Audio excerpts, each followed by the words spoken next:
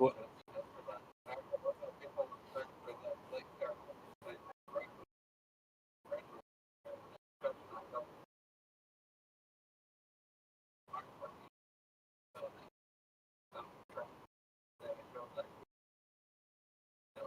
I think it was last week. Well, what were you saying, Retro? I want to go off Yeah, of what you. the context was like how, for example, Nintendo could. Juice mentioned like about Nintendo, and then they just want like billions of dollars, and then we're like they could easily make billions of dollars. You know, if you just take, for example, like what Bethesda does, and you hire the modders to work on your games. When you and in Nintendo, if they want easy money, you have people who have like complete like that's why the Mario Kart 8 Sonic track came up, which is just such. If you remove the weird ass walking Sonic, it's such a perfect track, complete bug free.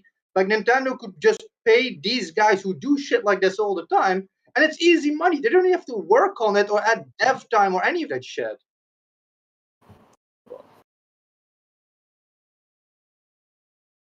Well, no, you just offer him because what else is gonna happen? He'd be happy to do. He probably would do the shit for free, but he'd be Yeah, happy to. exactly. You know, he'd be happy to take whatever they give him. I would think. I don't think he would start trying to negotiate. But there's like a ton of these people that do that shit. Like every fucking Nintendo game on the planet has like new modded levels and shit going all the way back to like the original game. And like, you know, Sunshine, you see modded levels for Galaxy and stuff, you know, like you had the AM2R thing, you know, that they did back then. There's so much of that shit. If Nintendo wants easy money, you can just strike deals with these people, especially if it's their own IP and stuff. Yeah, I mean, I was just gonna add to it by saying because Robert had a video, had his back at the backlog video, and he was playing Half Life, and he was talking about how there was basically a fan remake of it called Black Mesa, and it is awesome. Like it is the way to play it. Like it's way better than playing like Yeah, and he the didn't play original that Half version, Life. right? He played. No, he played the original. Juice, people are saying you're I muted. haven't fixed it. Okay. Uh, At least it's on OBS. It's showing it's fixed. They can hear us, T. You can keep talking. Okay, It's just well, Juice. all right. So, yeah, that's all I was saying was that this fan made a amazing basically remake of the game. I think they did it in the Half-Life 2 engine, if I'm not mistaken. And it's awesome. It is the way to play it. They fixed a lot of the issues. Robert was talking about it in his video about like the final world. What's it called? I knew I was gonna go blank when I started talking about it. But anyway, the final world and the final boss battle, which we both ended up cheesing the same way. We cheesed that battle. We hid behind a little thing, and we could just hit the ball. We could hit the boss from cover and not get touched. And it was just really cheesy, but it should have been a tough battle. But anyway, the thing is, scary. Valve, they didn't get upset. They didn't shut the guy down. They didn't sue him or whatever shit that Nintendo does all the time. They said that shit is awesome. Let's pay him, and we'll make that an official remake of the game. And they sell it right now on Steam. You can buy it. So that's the kind of stuff that these companies should be doing, helping ingratiating themselves with the fans, especially with all this anti-consumer stuff going on, which I'm sure we'll talk about as well. But that's the kind of stuff that could, fix some of these issues instead of, and these companies who don't have the time or just don't care enough to make these Yeah. remakes or mods or whatever. Hey, let somebody else do it. Pay them to do it. I'm sure they won't want too much. They're just happy that they're getting acknowledged That's a about the perfect company they love segue. and the game they love. So I think I mentioned this earlier. Might have started the conversation. Not before the podcast started. Some guy, I don't know if it's Red Dead or Mafia is one of them, and there's another one. Take a Rockstar game. Did a whole VR. He made in unique code to layer on top. People have to own the game. It's a free mod, just like any other mod for VR, and it fully supports VR, and I guess it's really good. They sent out a cease and desist or whatever it's called. I forget the proper term. yeah, that's it. And gave no specific reasons. He still has it. It's just a free mod. He's not making any money off it. And like what? I just truly believe that Take-Two and Rockstar are now the worst company in the gaming industry. I mean, this is just another thing after the debacle that was the remastered trilogy or remake trilogy definitive edition bullshit. Now you have somebody who, now maybe they wouldn't have been able to charge for it since it was free for him. Maybe people would have got mad. But at the same time, people might want to, maybe they'd go out and buy your game. People who love VR. Somebody like Robert has a headset, doesn't get to use it that much. Oh, this game I like now has a VR option, or this game I never played has VR. That's a reason to go out and buy it. Like, that's what they should have been doing, and not putting trying to put a stop to a free mod. It makes no sense and Yeah. just makes them look bad. For example, I'm very curious to see what's going to happen because like Bethesda didn't known to do stuff like that. Because I mentioned Bethesda earlier. There's modders who have been modding the original Morrowind and rebuilding the game completely. Because there's mod kits that come with the game. They literally offer you that shit with the game. You can mod whatever the fuck you want, you know. And they're literally rebuilding Morrowind completely in the engine of the Skyrim remastered version. It's absolutely gorgeous, and they've been working on it for like years already. It's not even out yet. I'm curious to see. They're calling it Skywind. They're combining it. Mm-hmm. Once that shit launches, I'm curious to see if Bethesda, if they're not already behind the scenes working with these people to just get the shit. Because like, it's free fucking money. They're not working on it. They're literally not building it. They're not spending a dime. Nobody's doing it. Their models are doing it in their free time and shit. All they need to do is license it to them. Yeah, you get like, I don't know, fucking 2% of like what it brings, you know. They're gonna be, yeah, fuck, sign that shit, you know. They got money for it. They got like the credits for it, like the rap industry, and Bethesda has fucking free money. That's all it is. Yeah, the only thing I can see with that VR mod is that they're in the works of making a VR, game or version of the game, and they were expecting to sell it again because that has happened, like Doom VFR, which is Doom 2016 in VR. Yeah. Oh, I would assume on PC everything would just be a free edition, like. No, this is a standalone edition from. Oh yeah, it's a standalone edition of the game that's in VR. It's not just a mode. Some games obviously give you a mode as well. I don't know why it couldn't just have been a mode. I think it's because they had to change the controls for VR. I wonder if the Resident Evil 4 VR is a separate purchase if you already own it. Resident Evil 4? Yeah, because there was a VR for that. I don't know if that was a. Yeah, I don't know. Let me open Steam here. I thought it was a mode, so I don't know. It just seems, even if they are trying to resell it, then it's like, why are you selling? And I can't remember which game it was. Why did this guy beat you to it? What? Why did he finish his version? If that's true, if that's the case that they are making their own version, why is he already done? Mm-hmm. And you're having to cease and desist? That's the same thing that happened, even though I still believe Nintendo started after. There's no way they did it at the same time. Like the AM2R guy, like he remade like Samus Returns completely in the Super Metroid engine and stuff. And then Nintendo came with Samus Returns afterwards. And they say like, well, that's why they stopped the project. I still think like they stopped the project and then basically started working on that. Nintendo stopped shit all the time without any reason. So they would have stopped that shit anyway. It was GTA 5, Red Dead Redemption 2, and Mafia, and they were all functional. And he didn't, he just did his own code. He didn't do anything illegal. So to me, that's like, oh, this guy's doing this. This is our moneymaker. Let's just put a cease and desist out, throw our lawyers at it. He ain't gonna be able to fight it, and then find out how we can make money off it. That's probably what's happening. Yeah. Well, I'm like, I had a point. I had a good point. I can't remember. Shit. I'll come back to it. I just don't understand. I mean, it's them consistently doing shit like this. GTA 5 re-released it again, and how many people even talked about it?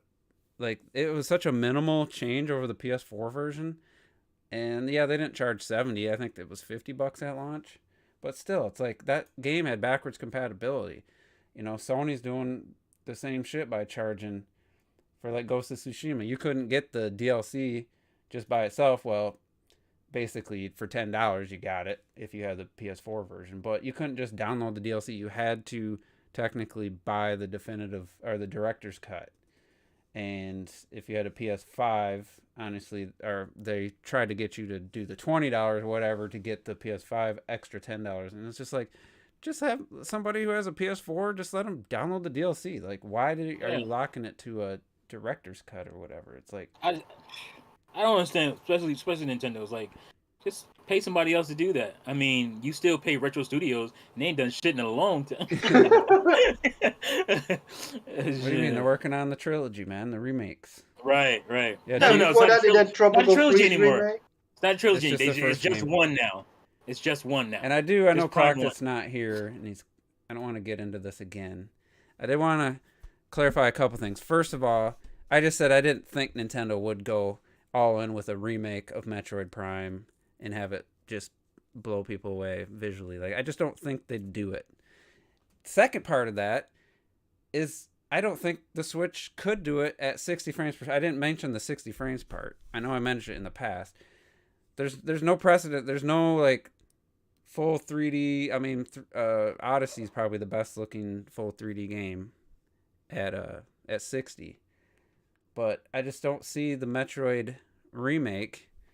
It's not going to be like Link's Awakening. It's not going to be. I just personally, if it's going to be 60 frames per second, I don't see it going to be this jaw dropping. Like Luigi's Mansion is one of the best looking games. That's 30. What would that game look like at 60? Maybe not that much worse, but that's a fixed camera. We're talking full 3D, trying to capture what Metroid Prime did on the GameCube, which basically is right there, if not the best looking game on the system. I have my doubts for two reasons. Built ground up, and because people will say, well, this and that. It's a remaster, remake. Kirby ground up on the Switch. What's the FPS for that? I believe it's 30. It's 30. Oh, I know it's 30. We all thought it was 60 at first, but it's definitely 30. And the same thing. Well, again, Luigi's Mansion is a 2D. Well, not 2D, but it's a fixed camera. Fixed camera game where you only see one side of the world. It's not like your camera's going all over the place. So and the cutscenes. That's the other thing. The cutscenes will look. I have no doubt they can make the cutscenes look amazing. Because in Dread, the cutscenes looked amazing. I was gonna say, look at the cutscenes in Dread. Look phenomenal. Dread's not, that engine's not a full, big, huge 3D environments, and even the actual game itself drops to, I mean, I don't know if it's 900p. It drops below 1080p for a 2D side scroller. I'm just at 60. Has some dips. If you really look close, I mean, it's, like we pointed out in the reveal, it's got that plasticky look to the environments. I don't think that would fly personally in a full-on Metroid Prime remake. I don't think if they push for 60, I just don't know. Honestly, I don't know because we haven't really seen that kind of visual. So you think the original Prime 1, if they remake the original Prime 1, it won't hit 60? I said if they choose to do 60, then it definitely isn't going to be some graphical showcase for What the do you Switch. think Prime 4 is going to be then? Same situation. I've been saying that. I think that should be a Switch 2 game. I said that. I stopped saying that years ago, but at this point, I think so too. I just don't think. I mean, yeah, Strikers is 60 probably. That's a good looking game, but it's we're not. Yeah, we're talking about fixed camera, moving a camera quickly in a 3D environment. I think that's where it kind of falls apart for. You start looking at draw distance and foliage and all that kind of shit. That shit drops. I'm not saying it'll look like trash. I'm just saying it won't look to what I think people would like a full-on remake of Prime to look like if it's on the Switch and they target 60. If they target 30, I'm sure they're going to target 60. I mean, it could look pretty good, but at the same time, then is it worth doing a remake if you're cutting the frame rate in half? You can't put out a remake and expect they're probably going to expect $50 to $60 for that shit. You can't put out a remake and then. Again, Nintendo has no rules. There's no rules when it comes to Nintendo. But you can't put that out and then cut the frame rate in half from what we knew back on the GameCube, because that's disastrous. If it came out on the Wii U, it would have been 60 FPS. Right. Yeah, that's the thing. And you would have been scanning with the gamepad and all kind of glorious shit. Even the Wii U, a lot of the games that we hyped up for good reason. But 3D World, you know, we've seen what the 3D World engine looks. I did playing Bowser's Fury in a full 3D camera situation. Of course, they have the big Bowser, but still, you know, a game drops into the 30 to 40 range at times. You know, it's like that's not typical Nintendo, but you had a bunch of 2D platformers, which looked great. Mario Kart 8 was definitely the standout. If you want to get, you know, nitty gritty with that, though, they definitely don't use any anti-aliasing or anything to polish those. You get the raw pixels, which, you know, if looks fine in motion. If you stop and look at it, yeah, you notice it. But they didn't really, the Wii U didn't have a ton of like just full on like. Oh, Bayo 2 was like full on 60, wasn't it? That was more 40. But I'm just mean like a full on 3D game, like something more like a Metroid Prime would be. You're moving through, you know, massive 3D space. And you think about it on Wii U, there really wasn't much of that. You know, OJ was always complaining about too many platforms. First party.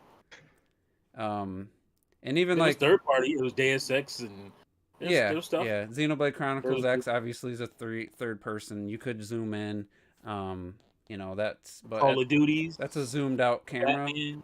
You know, Metroid's gonna be first person, so Nintendo hasn't really done anything like that since the Wii. Pretty much is like a first person perspective, and you know, obviously Breath of the Wild's a massive open world. Again, you know, I'm talking about Metroid Prime's art style, what they went for. Oh, Nintendo doesn't do first-person games. So, I don't know. I could be completely wrong. I'd love to be completely wrong, but I haven't seen enough from their first-party teams at 60 FPS to tell me that they're going to have something like to the Luigi's Mansion quality of visual, like, wow factor. It could be... They're going to release an expansion pack for the Switch. Yeah. Click it. And I said this before, like Doom 2016, yeah, it wasn't built from the ground up. But there are areas when the game actually hit its 720p resolution with the modern like lighting and stuff, it looked good. But anytime you're surrounded by enemies moving around, you know, as much as I enjoy playing it, that's not what I would consider. If Metroid Prime looked like that, I wouldn't be like, oh my god, that's a remake, right? That looks great. No, you know, when it's stationary, yeah, but when you're moving around, I don't want it to look like that. So what would they do? Would they do native 720p, 60 FPS, you know, with some nice lighting and stuff, or what? You know, what would they do? That's the question. Yeah, and that's the thing about frame rates that people often forget about, because everybody assumes, you know, and I kind of do too, that they did a Prime remake, it'd be 60 frames. Because it was 60 frames on the GameCube. Yeah, but it was 480p. Yeah. You know, that resolution really bogs your frame rate. Like, I mean, I've tested it myself, just, you know, doing PC gaming and whatnot, and I'm like, holy crap. You know, some games that I run to my monitor, and then up that resolution to say 2K, that shit is a fucking it is, you know, it stutters the shit out of the game. So yeah, I honestly I'm pretty much sold that if even Prime 4 is going to be 30 FPS, and Doom's a good example, that can still feel good. You know, that Doom 2016 played pretty damn well. When it actually hit its 30 target, they found a way to make your movement speed and your turning speed feel fast. I don't know how they did that. Isn't every Prime 60 frames? Pretty much. If they drop down to... Well, for me, Prime 1 was 50, because, you know, 50 hertz and shit. Well, yeah, you guys are... Prime 2 was 60, and I'll never fucking forget that, because I needed to buy a whole goddamn TV to put it. God. Yeah. We over here only started doing that since the Cube more and more 60 FPS, and after that you saw the low. That's what I'm saying. That like, for us. To a lot of people, that's going to be a standard. That's like, you can't go to 30 after you've been 60 frames for the trilogy. That's gonna be crazy. Just for shooters in general, and I'm usually the one who says frame rates don't matter. But if you're doing a shooter at 30, like it fucks with your eyes if you're looking around all the time. It becomes blurry. Prime can kind of get away with it because it's not a typical shooter. It's not like a Twitch shooter. Yeah, it has short segments where maybe it's going to be action heavy, but apart from that, right. Are we still How here? can you how can you say that retro if you are avoiding trailers? You know, that's the thing Because I too. Like, watched the Xenoblade original Chronicles reveal 3. trailer, Donnie. I watched the original reveal trailer. I get it, because I'm a fan of the Xenoblade. I'm a fan of everything I saw in the direct. I'm looking forward to it.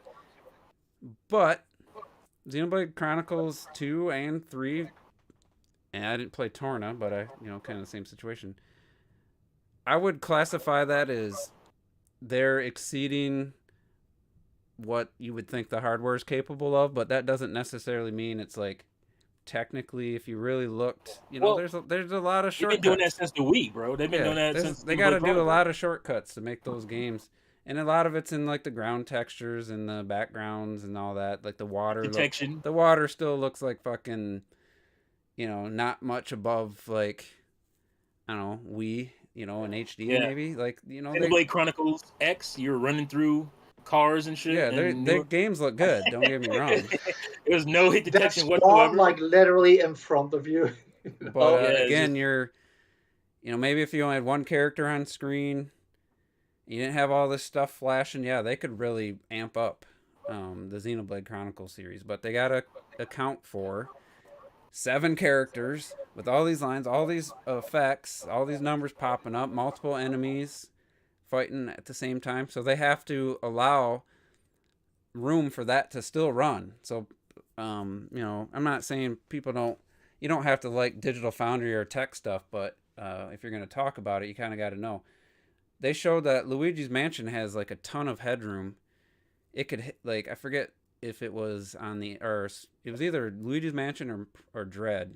When they emulated it, they showed like how much headroom there is but it just couldn't hit a lock 60. But Luigi's Mansion probably could hit 40, 50s, and Nintendo's just like, well, during these moments, it basically goes down to 30. So instead of having these huge fluctuations, we're just gonna cap it at 30, so that it's a smooth experience. Because capping it to 30 is better than going from 30 to 40 to 50, back down to 30, back up to 40. That's what they choose to do. So Xenoblade, they have to count, like I said, for giant creatures, multiple ones attacking you with the 7 party members and all these effects.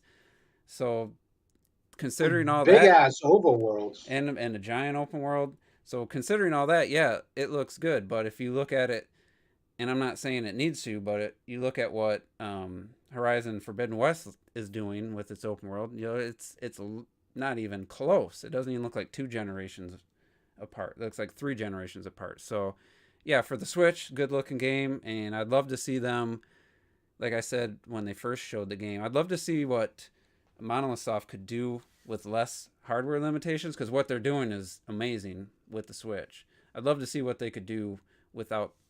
They're still gonna have limitations. There's always limitations, but I'd love to see what their talent is capable of doing with like even just like PS4, like base PS4 or something, yeah. And that's just a compliment to them. But also, I'd like to see what they could do, take it to the next step. Maybe they can take the next step with Button Titles 3. And yeah, maybe with whatever game they tease, that if that is actually still in development. But they're definitely near the top for Switch from what I've seen. But Xenoblade Chronicles 2 also at times looked, I would say, not quite Wii, but close. Like Wii textures, but just at a higher resolution. I don't know. There was times where Xenoblade Chronicles 2 looked really bad. Yeah, there was times where I was squinting at that shit like, ooh. Times where it looked good. Well, that's not the only problem I feel with Xenoblade Chronicles 2. The way they cut corners, for example, is, for example, when you're like in the tree near the end, you're going all the way up. It's like big ass empty square rooms. There's fucking nothing in it, and they do that a lot. Yeah, there's not much going on. I didn't really care for that whole area. And the fact that it had the Titans moving, that's another thing. You're talking about having to have headroom. Imagine if they didn't have the giant Titans in the background moving, if that was actually like an actual 3D thing, if it wasn't just some trick that didn't really cost performance. Imagine if Then you got like the Cloud Sea also, that's programmed to like rise and lower and all that shit. If you take away the moving Titans, I think they could do a lot more. You reduce the party members, and they love to have these giant animals, and there's times where you're fighting 3-4 things at a time, so they have to account for all that. If you knew that you were only going to face one enemy at a time and you only had 3 party members, could their game look twice as good? Maybe not twice as good, but maybe 30-40% better. Like, so they always have to account for worst case scenarios. And that's the thing. Prime, I would say I don't remember like, oh my god, situations in battles where it's like, oh my god, this is a slideshow. From what I remember, it was mostly pretty smooth. There's definitely some in Xenoblade Chronicles 2. There's definitely some slideshow There's some stuff. But it's not as many as you probably would think with everything that's going on. No, but like I said, they have to account for that. So basically, the game could potentially look twice as good if they didn't have to account for the worst case scenarios. So and it's impressive no matter what. So, it makes me excited. I'm wondering what they're gonna do. I'm calling it Battle Princess. Whatever this new IP is that they've been working on. Where they don't have to worry about, well, unless they do some crazy shit for that too. Yeah. Where they don't have to worry about some crazy world elements that would bog the game down like that. That's the great thing about them, though. No matter what, they go as far out as they can manage it by giving you like a smooth experience. Yeah, so they are definitely going all the way with that shit. And I will say, I've credited them back in 2017, and I'm going to credit them now. They really pushed the docked experience. The handheld suffers more than any other first party release. All the other ones probably look better, almost better in handheld because it's 720 native. Everything just looks and runs good. But Xenoblade's the one IP. They did it with Definitive Edition, with Torna 2, and I'm sure with 3. You put that bitch in handheld mode and you look 360p and you got some, what I would say, muddy ass textures, so they really pushed the dock mode, which I appreciate. I really appreciated that with 2. I didn't want to play it in handheld mode for multiple reasons. One, the text, everything's so small. You have all these, you gotta go through all the blades. You gotta read, to find their attributes so you can do that stupid go up the waterfall or whatever, and you got this tiny ass text, all these blades. There's no way I was going to play that in handheld. Plus, it looked absolutely terrible in areas. So, that's what I give them credit. And I did it in December, and I was like, this is the first game that really pushed docked over handheld, and handheld suffers.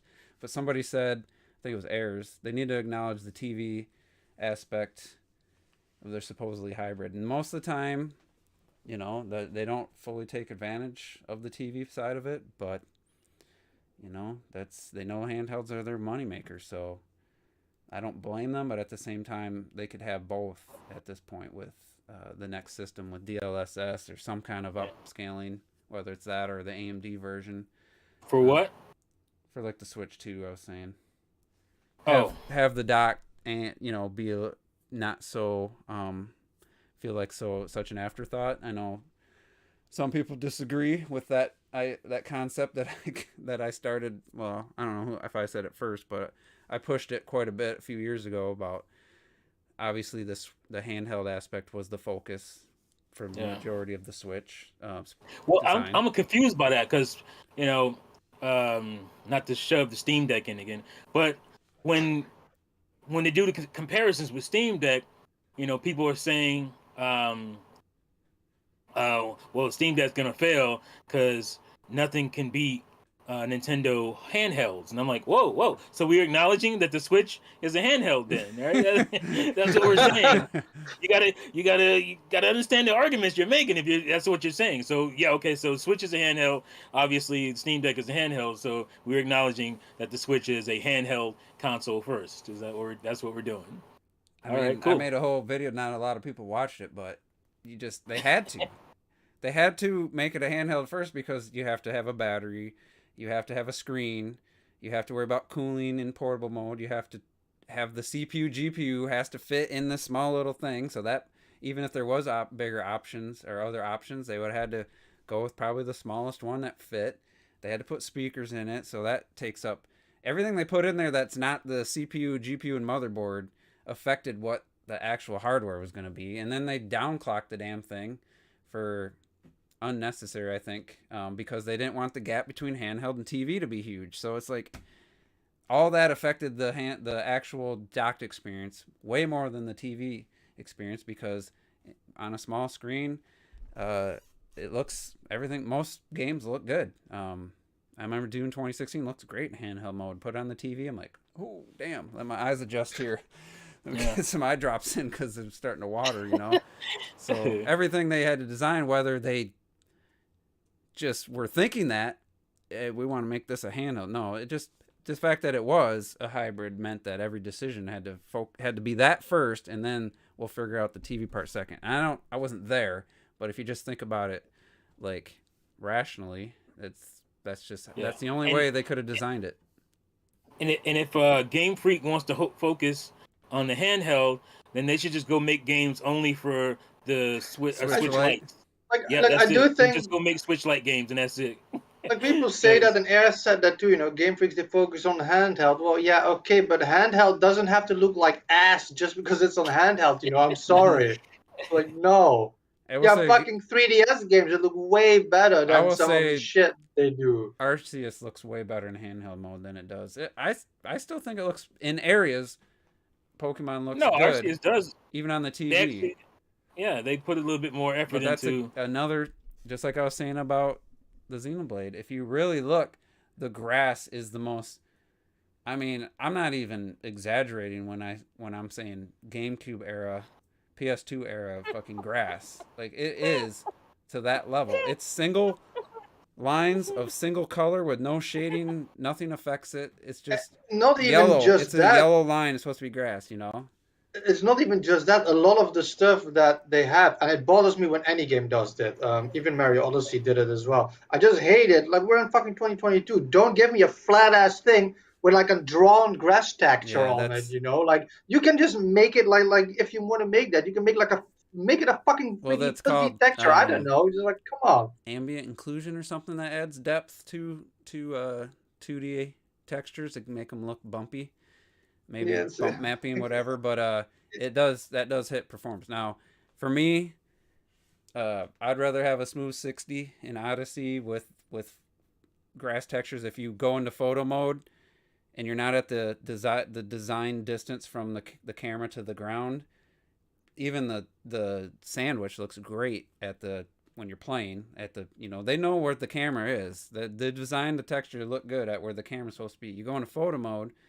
Yeah, the ice and stuff looks great, but if you look at that red sand texture, I mean, it's really low res, but that's fine because at the actual gameplay camera perspective, it looks fine and game runs great and it's a good looking game.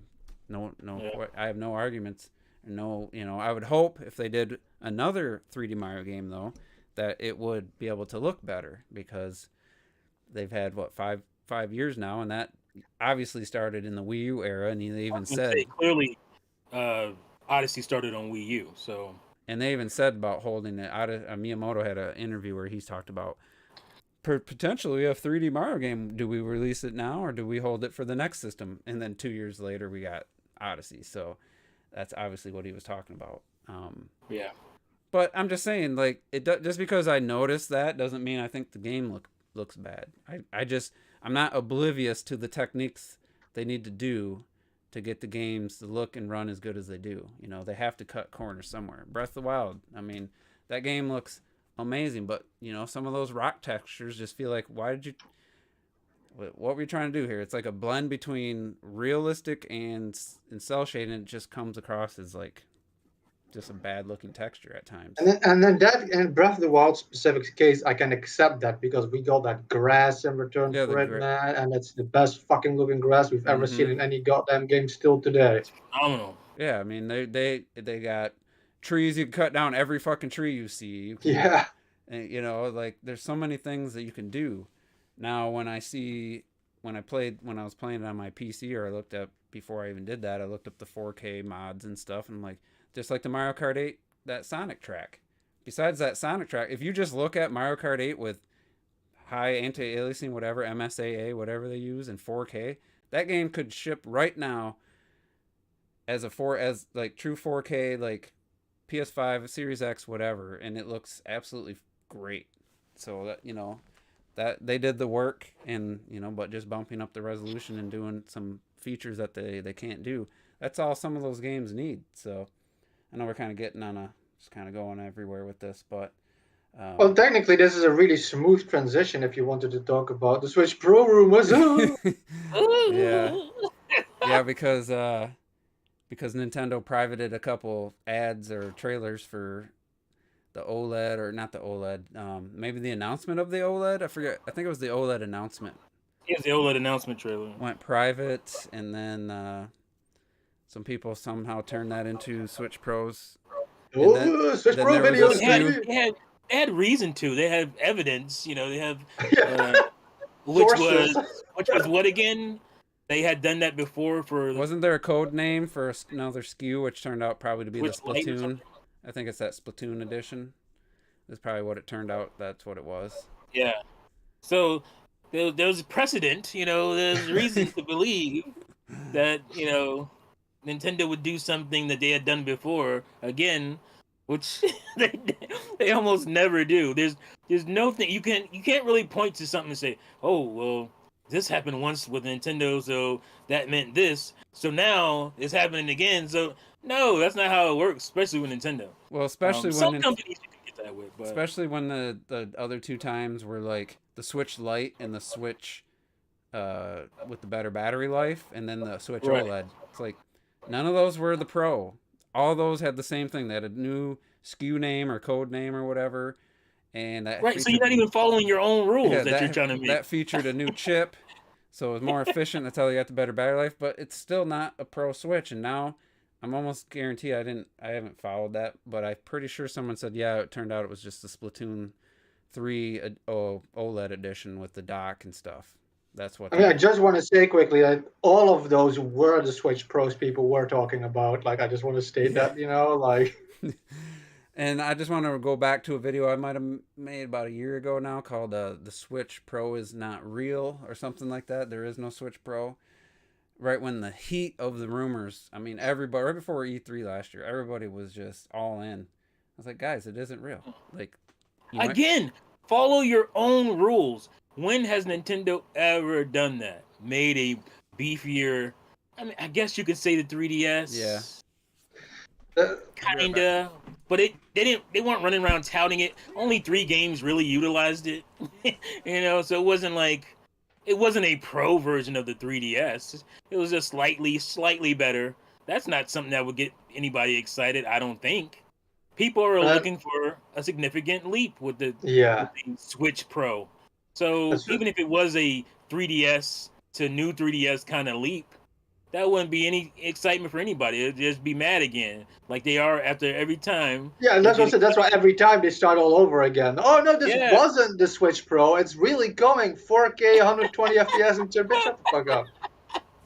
Can't even do 60 FPS, 720. Like, come on. And here's my thing. I really just don't even understand the Switch Pro thirst from Nintendo fans, because they're always saying, well, Nintendo doesn't chase the power, blah, blah, blah. Nintendo doesn't need the power, blah, blah, blah, blah, blah. Switch Pro? Where's it? I don't understand. It's stupid anyway, because Nintendo, for like half the generations they've been in, they had the power, though. People always forget that because people like to dog on them and shit. They forget the GameCube and the N64. Yeah, exactly. Even Nintendo to some extent. Yeah. It's like, what? It's like just because the last few years they've been a little bit behind, all of a sudden they don't chase the power. It's just, man, bitch, shut the fuck up. That's such a dumbass excuse. Recently they haven't chased the power in their last few consoles, but they've done it before. It's not like they can't do that again. So man, the Switch Pro shit always pisses me off. Like you said, in the height of the Switch Pro shit, even I was like, you know what? I'll make one video about this shit, for fun. And I called it like the truth about the Switch Pro revealed. I got like 50 fucking views a video. That thing got like fucking 2,000 views after like a few days. I'm like, nah, bitch, this is what I'm getting for selling out, because it works. And that's why they keep bringing it back. They just keep bringing it back because people keep fucking watching that shit. Yeah, right. It's clicks. Yeah. Excitement. That's where everybody's videos go up, and they act like they're all I guess I have to cover this Switch Pro thing against. Bitch, you want to cover it? Act like you don't. Like, stop acting like you don't want to cover it because you know you get more views Oh, when you yeah. do that shit. And I just got back. Did you anybody bring up Super Metal Dave yet? Is he still making videos on the Switch I don't Pro? know. I haven't watched a video from him in a while. Because it started off with the supplementing computing device in the dock. Oh man. I forgot about that shit. For months. After it was proven that it wasn't what he said it was going to be. Because that's very Nintendo-like. Yeah. And then, about a year after that, it switched to the Switch Pro, and it's been nonstop. It's been it hasn't been 5 years of Switch Pro rumors, but it's been 4+, between 4 and 5. And if that motherfucker's still getting tens of thousands of views on Switch Pro, I'm just ashamed to be part of the community at that point. Like, really, guys? Now, I am for a Switch Pro 2.5 years ago. I think it would have been before you, like, when you're at 40, 50 million, you had a chance to have a decent install base. Now it's just pointless. Who's going to go make a game, optimize it for a Switch Pro when there's 110 or whatever million regular Switches out there that aren't going to be able to take advantage? Like, why? It's just too late. It makes no sense now. Unless they think they're going to put the Switch out for another 5 years like Retrodath thinks. Then yeah, you got. Well, I mean, that keeps shrinking as well. That time, because time just keeps moving on. It's been like what? We're in year 6 now. Some shit of the Switch right now. Yeah. Even if you have the Switch Pro now, what's it gonna use? Splatoon 3 and like DLC for fucking Mario Kart. Like, come on, like there's mobile courses for Mario Kart 8. Really need that Switch Pro. I mean, Yeah. at this point, you're just gonna get. Putting out a Switch Pro right now makes as much sense as putting out the Nintendo 64 DD in 1999. Exactly. It makes no sense. So 2 months ago, Super Metal Dave, Nintendo Switch 2, big leak in quotations, updated info plus new cutting edge API coming to Nintendo. 12,000 views. Oh no, not the API. Come on. I'm sorry, I'm so sick of this leak shit. What did it leak from? Gas? Because that's what you get in this information. There ain't no damn leak. It looks like he's down to like one video a month about this, so he's really slowed down, but the views because it kills your brain after like 5 years. They views started that since day one. It's crazy because I remember him getting 50, 60, 70,000 views, and now it's down to like 2,000. Yeah, and the height of Switch Pro thirst. He was. Metroid gets a lot of videos. New Metroid Prime 4 update. Panic button. Joins team. And I want to say, here's the thing. I want to say that I can't hate on dudes who do that. Mm-hmm. Who do the Switch Pro thing. I get it. You get your views up. But for me, with him, it's different. And I like the dude. I like him. But for me, I feel like he makes shit up. And it's not just, I'm going to cover. Like, this whole leaks and then he gives you specs and all this stuff. Like, it never comes true. It never comes true. It never comes true. He's Nintendo's crap gamer. That's what he is. Oh, God. It'd be one thing if I would call him that. That's wrong. If he had sources that called the OLED or called the Switch Lite, like definitively, not just a new model coming, like, yeah. and then you didn't have so many false leaks and false info, it'd be one thing, a couple times a year, but to ride that hype train into the ground, now it's a Metroid Prime. Well, he had like these mystery videos coming soon, guys. Sony's working on a Switch killer, and then making a new handheld, and he had all this shit set up, and he just fell flat on his face. Good marketing every time. It's anyway, great marketing. I just find it funny that it's like we're still doing Switch Pro rumors. I mean, I just can't believe it. In 2022, we're still doing it. It's the thing you should be talking about because that's right. 2-3 years away. I know I pushed out my initial. I was thinking a couple years ago that March 2023 could be the year. 6 years later, but now it's just things aren't lining up that way. So not when Switch is beating new hardware. Why would you put out new hardware? I like this video that. I like that video that T did, I think a couple of years ago by now. And that's just the main thing it is. Like, people were never happy with the Switch from the start. I mean, everybody was bitching about this thing before it even launched. That's You're going to true. fail this Bruh, and that. you People have remember? never been happy. And he was one of them. They started Yeah. calling him. They called him Salt Salty. Face or Dirt Face. Salt face metal something. They call him Dave Salt When Face. when they found out what it was gonna be. When they found out what it was, because they were hyping it up before it came out, and then they saw it, and they were like, they were on the streams looking real sick in the face. OJ was smart enough to turn around the next video though and put on. Oh, yeah. This Right. was the, Well, the biggest you flip got flop of your history. bread and shit. butter. You can't piss off. Remember how many your views we were getting? We were getting 2,000 views in the podcast. We were having 100 plus live viewers. We had what I would call bigger YouTubers in the fucking live chat. And Dave was one of them a couple times. Yeah. Bigger, like 100 plus thousand.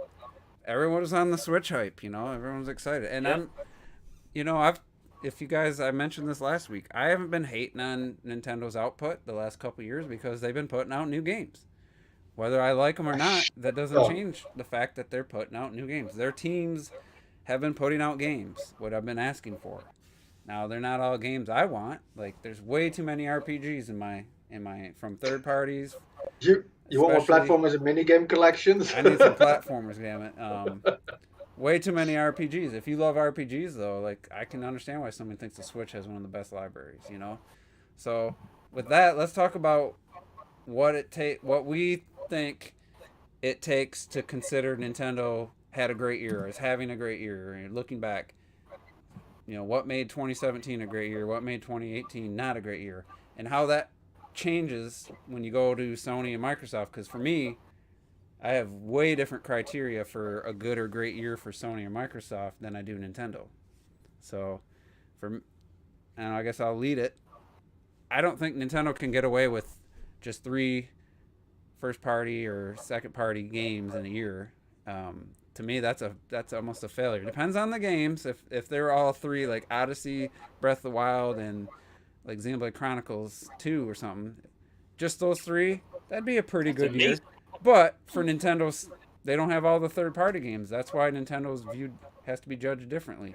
They have to have some kind of other games that to be considered a great year. I feel like this year they got a lot of games of different genres, different types of games, but they cover a broad spectrum, and there's a lot of them. So there's hardly any way you could argue that this isn't gonna a great year for the Switch.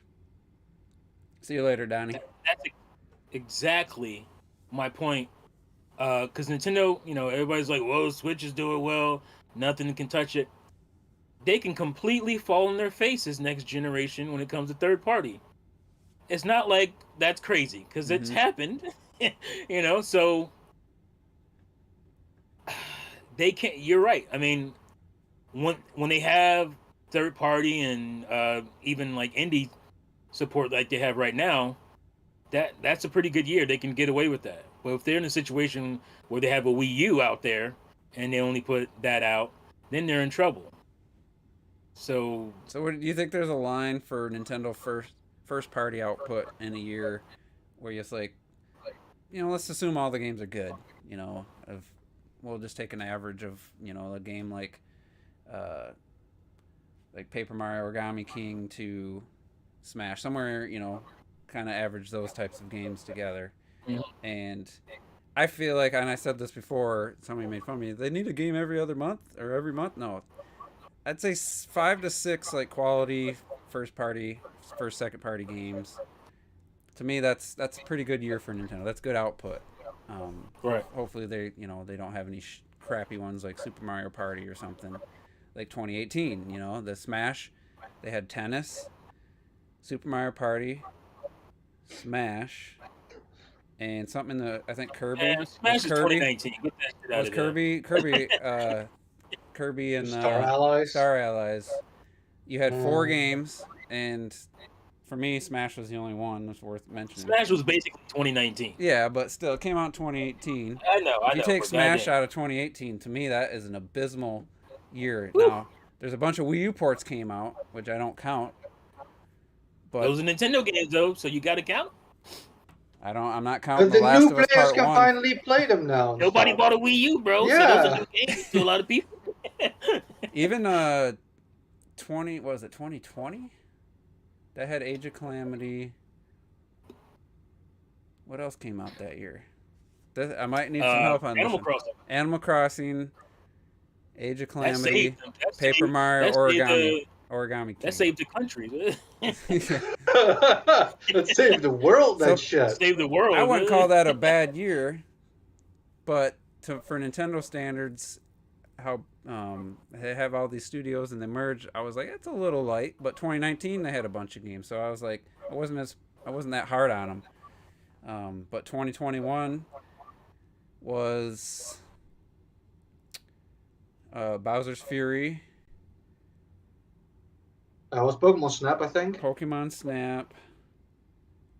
Yeah, I remembered something. They had the Diamond and Pearl remakes. What else did they have? Was that They had the what remakes? Diamond and Pearl Pokemon Oh yeah. last year. Wasn't that other Pokemon game out there yet? Skyward Oh, no, Sword no. HD, which I don't count those. No, type of Arceus games. was Arceus this year, I Arceus think. was- Oh, no, this not year. Arceus. Snap. We already said it. No, there was another remaster or something. Was that the Tokyo It is- Mirage Sessions came out? No, for Pokemon. Oh, Mystery Dungeon. That was 2019. Mystery Dungeon. 2019 or Oh, that was 2020. 2019. I think it was 2020 or 2019. Oh, okay, never mind. But that's either way. I think last year I'm trying to think of what else came out because I feel like we thought it was a pretty good year, but they had the Mario Party. Superstar? What did they call that one? Super Mario? No, Superstars. Superstars. 2020 was the. We all bought it, right? I got it. I played quite a lot of it, I think. I feel like last year I know was- I didn't buy it, and I know Juice ain't bought it. I kind of feel like last year was kind of a low key down year, and we didn't really talk about it. Dread, Monster Dread, Hunter Rise, Dread, yeah. No More Heroes 3, Monster Hunter Stories 2, Well, I was Shin talking Megami first party. Tensei 5. I was That was all thinking- last year. I was thinking first party, but yeah, Nintendo. WarioWare. That's why. Because they had- WarioWare. Oh, shit. that's a good point. What you're bringing up. That's what happens when you have good third party games come out. It didn't overshadow, but they're exclusives, so you kind of like, all right, this 6-7 games. Really, Nintendo. Bravely 2 also. That's Square. So yeah, without Bravely the third 2. party, that's an important factor that that I didn't even think about last year. It's like, oh, that's a good year for Switch. Yeah. But really, Yeah. Nintendo didn't have that much. I mean, Dread's a big deal for sure. You had Diamond Pro remakes, Snap, who made that. I mean, that's a first party IP, but second party game. Isn't that Bandai Namco? But it's first party. Yeah, You still count that as first. Nintendo put out in Bowser's Fury about 2.5 games. Really, if you really want to think about it, because they had the third party games to really flesh it out, it felt like a full year. So, I didn't give them shit last year because they had plenty of games for Switch. So now add Xbox. Plus, the thing that worked last year in its favor also, you have Dread and Snap, which a lot of people have been waiting for like almost fucking 20 years. If you get two of those titles that people have been waiting for so long, that just adds to that, compared to another Mario Party or Mario Tennis. And they had, like I said, the Mario Party game and Animal Crossing DLC. They just had. And they got this free to play stuff. Like Ayers is pointing out, Fortnite. That stuff helps Nintendo immensely Well, because Pokemon Unite came out last year as well, I think. man, The League of Legends Pokemon. Hey, you're mentioning free shit. that's true. Yeah, I'm not that's true. saying it's art. I'm just saying, I'm I don't- it out. I'm not hating on it. I just don't think it's something that a lot of people are playing or talking about. But I got into it a lot, and there was a lot of hype around it. But you're playing the same map for like 2 fucking years. I think most people got sick of it. Yeah.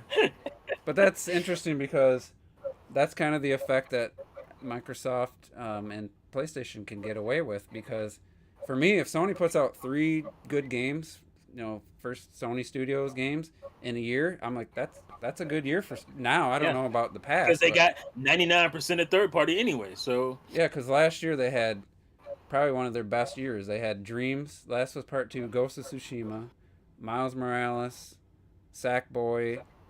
If you want to count the pack in Astros Playroom there, that wasn't last year. It was 2020. I mean, that was a full freaking year. Wasn't Last of Us 2 last year as well? That was 2020. Sorry, I meant 2020. Oh. You had Ghost of Tsushima, Last of Us 2, Dreams, Miles Morales, the Astros Playroom, the Sackboy, and Demon Souls was kind of, it was old enough and enough of a leap to make make it feel a little bit better than like some other. Yeah, that was definitely a big one, but I think that was one of the best years they had PlayStation. That's like, to me, I can't think of like a better year for quantity and having mostly good games. I think Sackboy is probably the weakest of the group, which was made. I mean, that's not really fair. I still want to play it, but that looks good though. That was made by the guys. Everybody who I know who plays it or has played it loves that game. So I think Sackboy gets a lot of hate, but it's not like it's knack or some shit. No, and like Robert, Robert kind of, I said just by watching a few seconds of it, it looks like you have almost like a 3D World's like limited 8 direction movement, and he's like, yeah, you do, which is fine. I love 3D World, but it lacks that extra depth of like a great 3D platformer where you have multiple moves that you can. It basically just has your jump and whatever your other attack is. It's more of a simplistic, but still, to me, that was a great year. This year, I would say, is a pretty good year. You got Horizon, Gran Turismo, and God of War Ragnarok. For Sony, that's a pretty good year. I mean, that's their average is 3.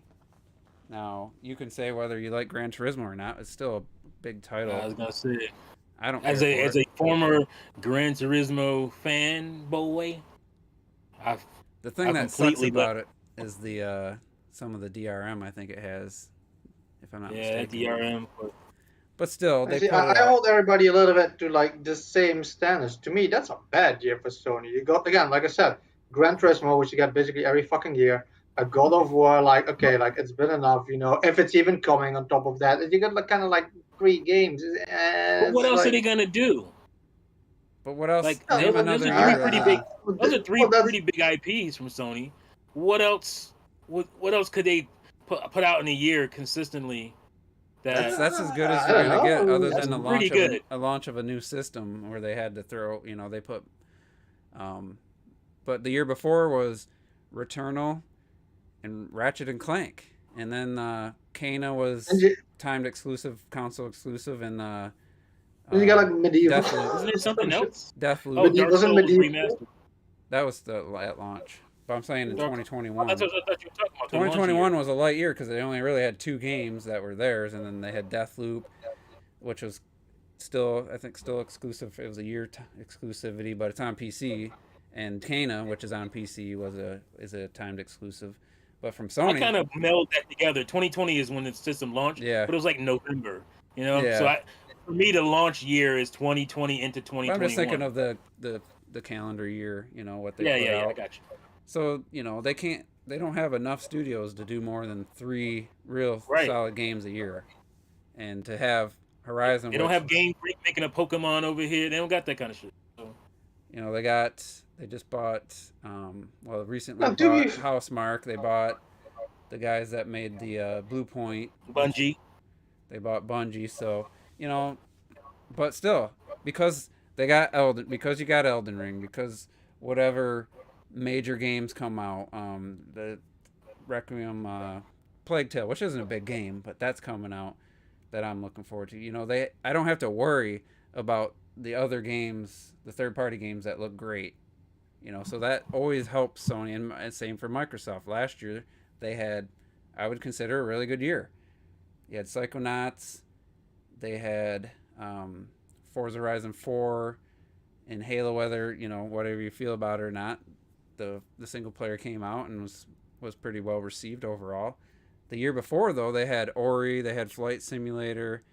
I thought it earlier. I remembered it earlier. There was another one. And I was like, that was a pretty good year. Last year was a pretty good year. This year, Microsoft can't have a pretty good year. They need to have a fucking stellar year at some point, because pretty good is not going to work for them after Xbox One. They need to. Wait till E3 2023, bro. Wait till E3. Wait till Gamescom. Wait till Now, Tokyo. I will say Wait. I do believe 23 is gonna be a pretty good year for Microsoft. Man. That has I will to say be. At that. some point, these games are going to have I to mean, come But out. that's They also just another pushed point, though. two major games into 23. That's They got assuming Starfield in there, and they got That's what's the fucking Redfall. game? But that's Huh? assuming that the 2023 games they had slated that we didn't know, that they in their mind, in their Well, internal, don't get pushed to coming from 2024. again, you probably don't listen or follow as much as I do. I have time because of my work or whatever. Coming from not what I'm hearing, from what the actual Microsoft guys are saying, they're saying we're having trouble scheduling these games out because there's so many games to put out for the 20 that year. They said when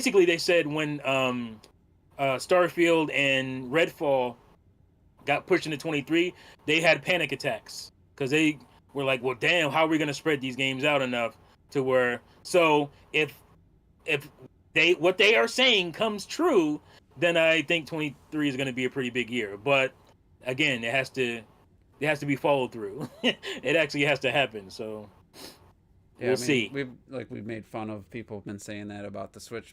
Since 2019, adding Breath of the Wild 2 and Metroid Prime 4, Bayonetta 3 to every potential year. Well, the thing about Microsoft, people forget, is that Xbox, is that Microsoft was ready to get rid of them motherfuckers in 2015, 2016. They were ready to get rid of them. It wasn't until Big Head said, they put him in charge, and that's when they started buying studios and stuff. So, but you would think these studios that they were buying were working on games when they bought them. Like some of this stuff maybe should be coming out now. because that's another thing, though. Like, they're buying all these studios for like fucking 5 years now and shit. They literally had like a new console that just launched. Like, I I'm get sorry, games like take 2 or a long 3 games time. just doesn't cut it for me with that. This year, I don't know if people are being sarcastic because for some reason I get these suggestions on Twitter, and it's Porter Rock, who I thought was an Xbox guy. Maybe he's a Sony guy. He's a Sony guy. Is he? But Yeah. I see posts like that, and You call him Pony Rock. people are legit. And like I said, I don't know if they're being sarcastic. I don't know if they're genuine Xbox guys. Are legit typing it like it's serious, but I don't know. Like Grounded coming out of beta, and whatever that weird looking card based game from the guys who did not Oblivion. Maybe they did Oblivion, but the studio, not Bethesda, but the studio that Microsoft bought, Obsidian. They got some. I said it looks like an mobile indie game. I know what you're talking about. I can't remember the name of it. Pentiment or something. Yeah, something like that. Like Pentiment. legit listing those two as like that's your 2022. Stop it. Like this, it's a abysmal year. There's no way around it. I mean, they've got good exclusives, but coming from Microsoft, like Microsoft Studios, ain't got going on. I mean, there's no guarantee Stalker's coming out this year. They pushed. No, Stalker's most likely not coming this year. So I mean, which is understandable. It's just not a good year. It's not an acceptable. If Nintendo or Sony, and then the bullshit they're doing with Halo, 343 just shit the bed when it comes to Halo. Studio, I think they need to just. I don't know who you give Halo to, but 343. Well, guys. they find all these goddamn studios. They give Halo to somebody Activision. who makes Activision, right? They can give Halo to Activision or somebody. So. Yeah, 343, man. And the writing's been on the wall for a couple years now, according to sources. They're the retro studios of Microsoft. Hey, Retro's, what'd they work on the last thing officially? Was it the Donkey Kong port? The Tropical Freeze, I think. Freeze. Like with Bethesda games, you better get a beefy PC or join his Xbox community. I got a couple of years left. I wouldn't be surprised, honestly, if Starfield's holiday next year. I wouldn't be surprised. If they want to make sure. I don't think it's that far. If they want to make sure it launches in a really good condition. If they don't. From what they are saying, the game is done. They're in polish mode right now. So, if that's true, I don't think it would. Because what they showed looked pretty unpolished. So, but yeah, for Again, me, like I said, this year's abysmal. If I have no like, as soon as I saw, like, really what the 2022 was looking like, I was like, I don't need to. I was thinking about getting a Series X. There's no reason to get one. Like, I was even looking. I had it in my cart back when Troll bought his, and I'm just so glad I did. When I got one, I was like, there's no reason to get one unless you got the games that I have. Unless you have the catalog of Xbox games, there's no real reason to buy this shit. So, for me, like 2023, people are saying, "Oh, it's gonna be like 2017 was for the Switch." It needs to be. Like, you have to have something. And I think if they delivered that, if they hit all the games they're planning, whatever, if Fable's supposed to come out or Hellblade 2 comes out, ends up being great, whatever they have, we got Forza Motorsport remake or reboot, basically, for sure. Starfield. They gave that a release date, didn't they? Or at least release month or something. Summer? What? I can't remember what they said. Everything was supposed to be out. It was spring. Everything was supposed to be out within a year of that presentation. Whether that happens or not. You got like Fable. I do believe that's going to happen Elder because Scrolls. They You could gotta have have like easily a great year in like 2030. Here you go, Deadwood. They could have easily cheesed that showcase and been like showing a bunch of stuff. But I think if they're confident about the year, I think that's gonna happen. I think those games will happen. I'm pretty sure Redfall and I almost called it Skyrim, Skyfall, Starfield will hit first half. And I think I they're thought just kind Starfield of was confirmed first half anyway, wasn't it? Well, it doesn't have a date. it was I confirmed mean, for the 11, last 11. time they said it. Right. But again, I think that's true. I think they are in polish mode with that game. I think it is done. They're just polishing it. So I think those games will hit when they're supposed to hit. Now the rest of the year is the what question. else? I mean, what else is up there? And we have that indie game that looked really cool got pushed because they're in like the Ukraine or near the Ukraine. I always forget the name of it. That pixel art but 3D, like layered, really cool looking game. Oh yeah. What the? Starts with the R. Ah. But I know they have a Microsoft Flight Simulator Anniversary Edition. Basically, it's just Flight Simulator again. Like I don't. Right. But You can fly the Halo plane as in far it. as second half of the That's year, right, they kind man. of left that up in the air. So Yeah. Well, that's what you think. that's when you think Stuff Hellblade like 2. Hellblade better be next year. Get the fuck out of here with that. I mean, unless I they're don't doing know, some man. crazy big thing with that game. Like that game needs to be out. The I Coalition. mean, they like a have few months ago, they still went back for that scouting and shit. That makes me scared, that kind of stuff, man. What's the rare game? What's that called? Everwild. Everwild. Ever in development. That chick had a trailer and they didn't even know what the They fuck the had game was 2 going to be. trailers. And The it looks trailers don't know what that amazing. game is. I still stand by that as one of the prettiest games I've ever seen. Art style. Rare is still rare. One of my But Rare that favorite. trailer was pretty. That's one of the best looking art styles I've ever seen. Oh yeah, it's gorgeous. Whatever it is. Whatever And it's they're like, going to We be. don't know what the gameplay is going to be yet. Well, fuck you. And if the game is even going to look like that. That's like that fucking thing that they just mentioned it in the chat earlier. There's something of having shit from the Switch, that looked like Unreal Engine, gorgeous Oh, shit, yeah. and the game came out and it was like some fucking, like, I don't know, that didn't Shout look like out that. That's for Seasons sure. of Heaven. It's funny how much Yeah, that. People that used to be in Rare that aren't there anymore. It's still funny how much Rare is still like Rare when it comes to their development cycles. Because if you look at something like what did Banjo-Kazooie start off as? It was a side-scrolling kind of RPG with some kid with a That sword. turned into Banjo-Kazooie. And it became Banjo-Kazooie on the N64. And it started off on Super Nintendo, ended up N64 as Banjo-Kazooie. So, and then Conker's the same thing. Conker's 12 Tales.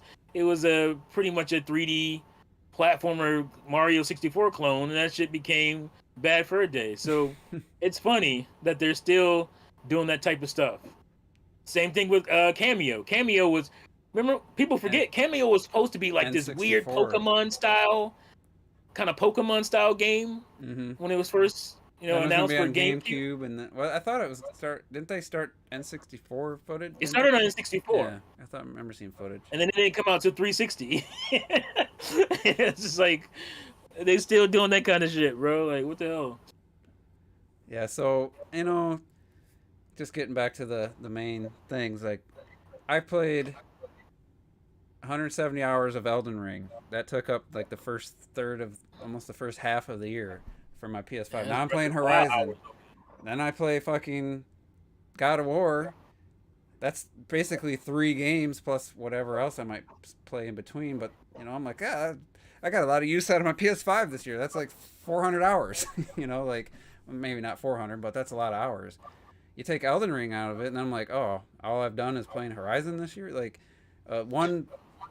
like a Resident Evil 2 remake when that came out. Like that was my game of the year. Now if that hadn't come out on the PS4 or a system I had, that would have been a huge loss for me. So then I would have been judging Sony's output. I don't remember what came out in 2019 specifically with. I mean, I could probably work it through. I feel like that might have been a down year for Sony, but I had Resident Evil 2 remake.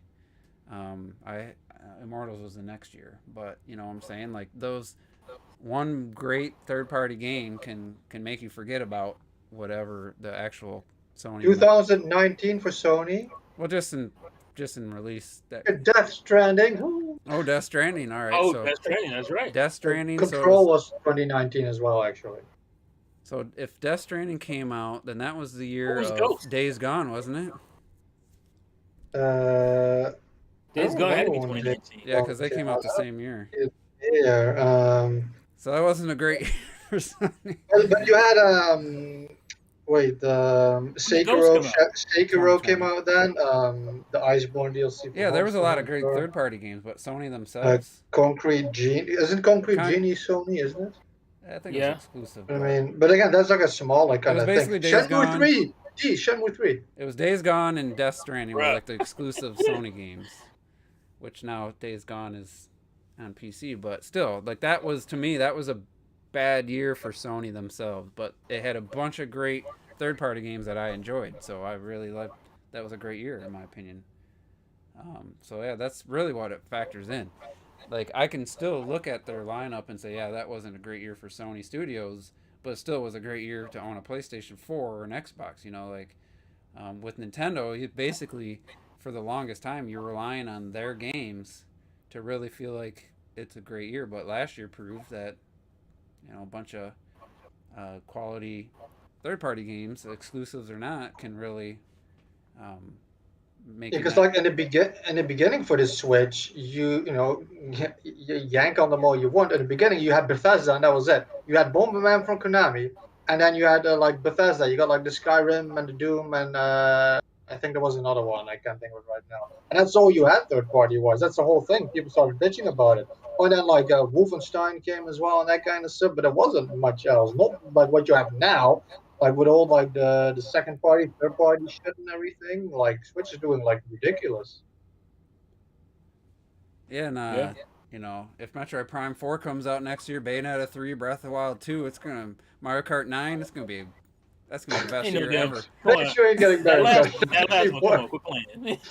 Mario Kart 9. We're still gonna get the DLC from Mario Kart 8 up until the end of last year. We still haven't gotten the second wave. It's been like 5 months already. That's why I wasn't gonna buy that shit ahead of time. Like maybe my guess is that they heard. That's what I'm hoping, that they saw all the feedback. They were like, man, maybe this shit was jank, and they're just putting way more time into the second wave. Like they're updating it. I'm hoping. I feel like there's a Nintendo fan hopes and dreams. Shit. I feel like they just see they have too many games out. Like people don't need Mario Kart 8 DLC right now. Maybe they're trying to fit it in a better slot. I don't think. But no, they got 6 waves to the end of the year. I don't think that's a I don't think you're going to have some massive jump in visual fidelity on this next batch. I expect the exact same thing. I just want to say I don't need that, but that's my guess because I don't understand why it's taking them so long for the second wave. I don't know why that's your guess. Yeah. Because, sounds like more Nintendo fan fairy dust. Maybe they ran into a problem porting the games I mean, they already did the ones from Tour. Maybe they thought they could get the next batch out quicker. And Oh, release dude, it. they had only like 2 of Tour.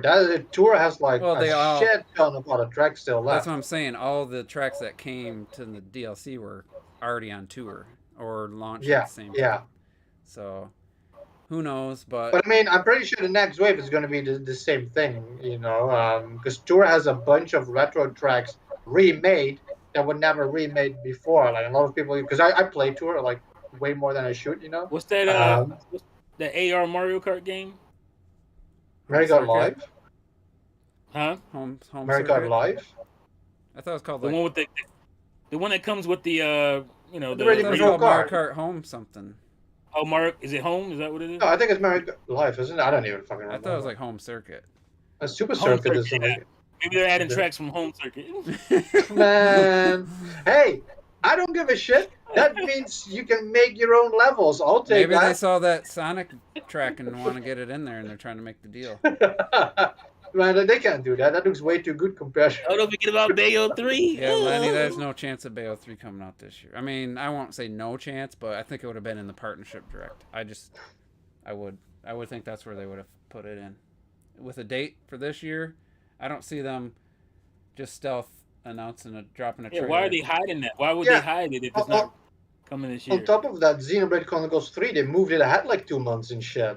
Mm-hmm.